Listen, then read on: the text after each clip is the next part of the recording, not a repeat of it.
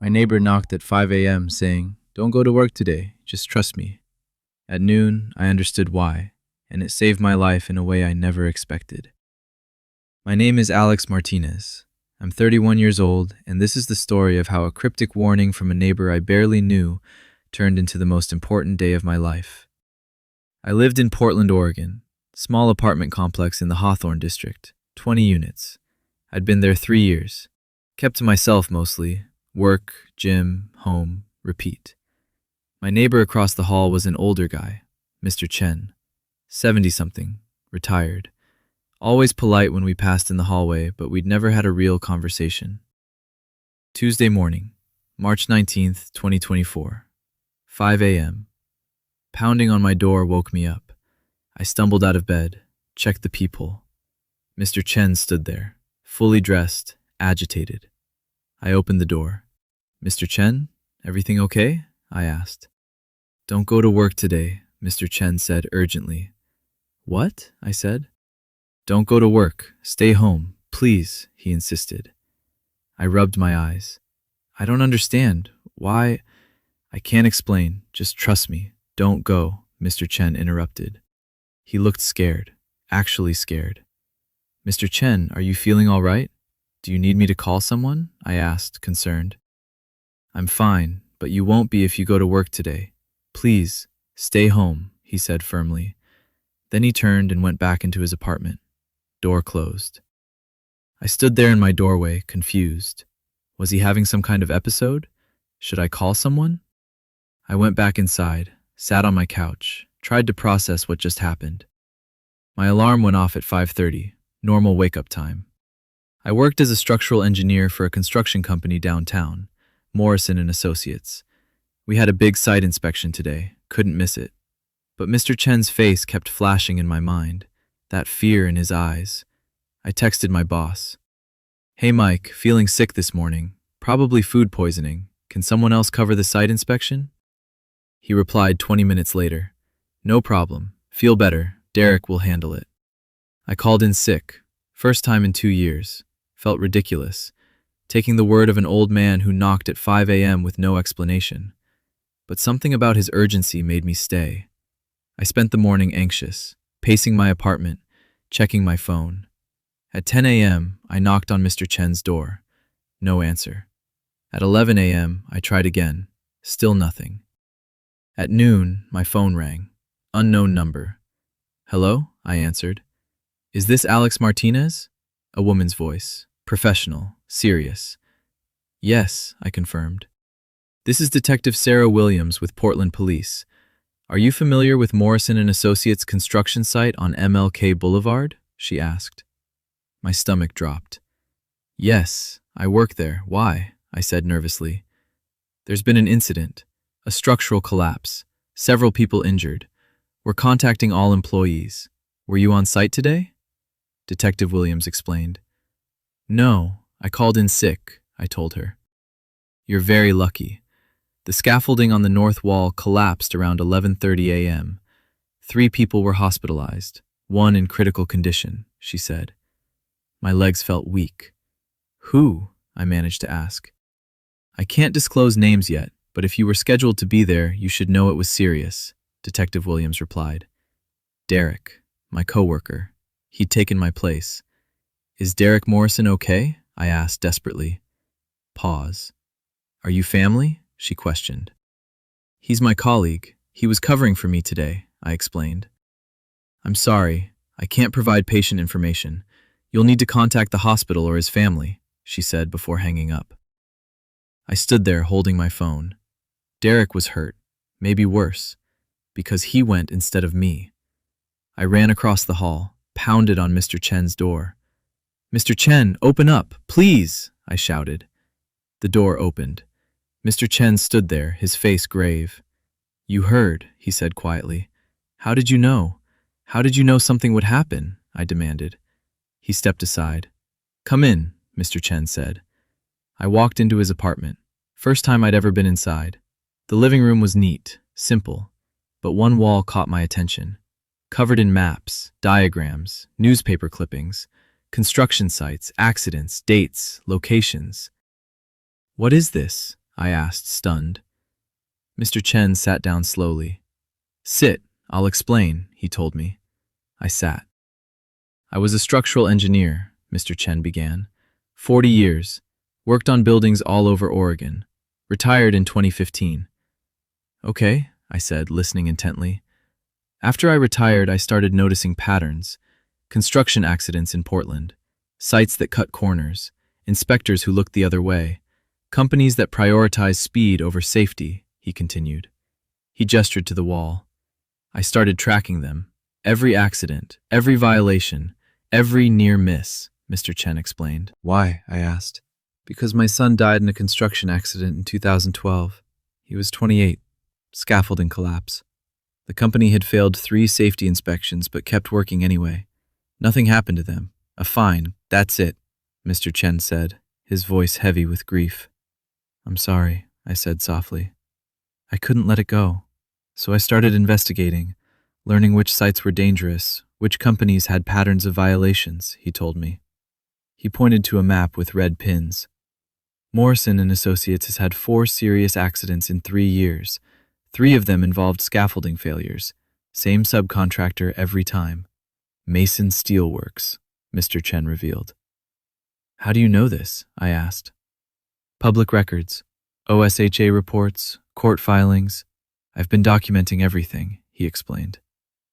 And the site on MLK? I pressed. I've been watching it for weeks. The scaffolding went up too fast. Wrong materials. I filed a complaint with OSHA 10 days ago. They said they'd inspect, but they didn't, Mr. Chen said with frustration. So you knew it would collapse? I asked. I didn't know for certain, but I knew the risk was high, and I knew you worked there. Seen your company truck. Heard you on the phone in the hallway talking about the inspection today, he said. Why didn't you just tell me all this last night? I questioned. Would you have believed me? An old man knocking at 5 a.m. with a conspiracy theory about your workplace? Mr. Chen asked pointedly. He was right. I wouldn't have. I had to make it urgent. Had to make you trust your gut. If I'd explained, you'd have rationalized, thought I was paranoid, he said. I looked at the wall again. Dozens of sites, dozens of dates. Have you warned other people? I asked. When I can, when I figure out who's at risk, but I don't always know, Mr. Chen replied. Mr. Chen, you saved my life, I said. I saved you from injury, but there's someone who needs help more right now, he told me. Who? I asked. Derek Morrison, the man who went in your place, Mr. Chen said seriously. My chest tightened. He's at OHSU Hospital, Mr. Chen continued. Critical condition, spinal injuries from the fall. How do you know? I asked. Police scanner. I've been listening all morning, he explained. I grabbed my keys. I need to go, I said. One more thing, Mr. Chen said. Morrison and Associates knows about the safety violations. They're trying to cover it up, making it look like worker error. Don't let them. What should I do? I asked. Tell the truth. Derek deserves that much, Mr. Chen said firmly. I drove to Oregon Health and Science University Hospital, found Derek's floor. His wife Rachel was in the waiting room. Rachel, I called out. She looked up. Her eyes were red from crying. Alex, oh my God, you heard, Rachel said. What happened? I asked, though I already knew. The scaffolding collapsed. Derek fell 20 feet, fractured vertebrae. They don't know if he'll walk again, Rachel explained through tears. I sat down next to her. Rachel, I need to tell you something. This wasn't an accident, I said. I explained everything. Mr. Chen's warnings, the pattern of violations, Mason Steel Works, OSHA complaints ignored. The company knows, I told her. They're going to blame Derek, say he didn't secure his safety harness properly, but the scaffolding was defective. This is on them. Rachel's face hardened.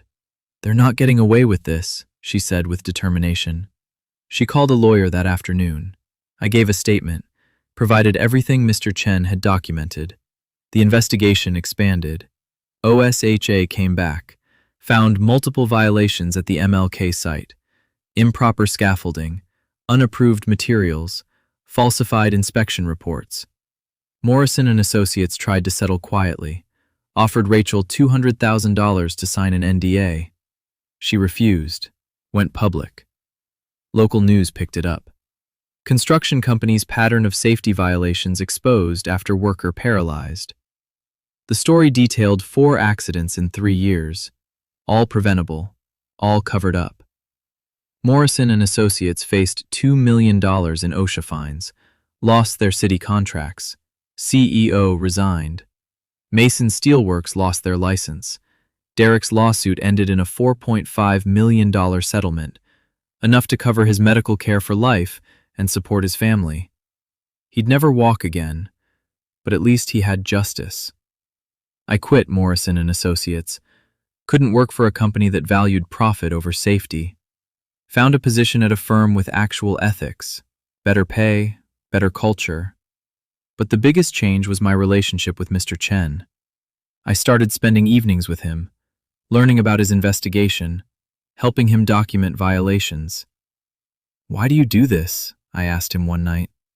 "After everything with your son, why not just move on?" "Because moving on means accepting it," Mr. Chen said. "Accepting that companies can kill people and face no real consequences. I can't accept that. So I do what I can. I watch, I document, I warn people when I can." "Have you saved other people, besides me?" I asked. "3 others that I know of, maybe more, who listened without knowing why," he replied. I looked at the wall of documentation.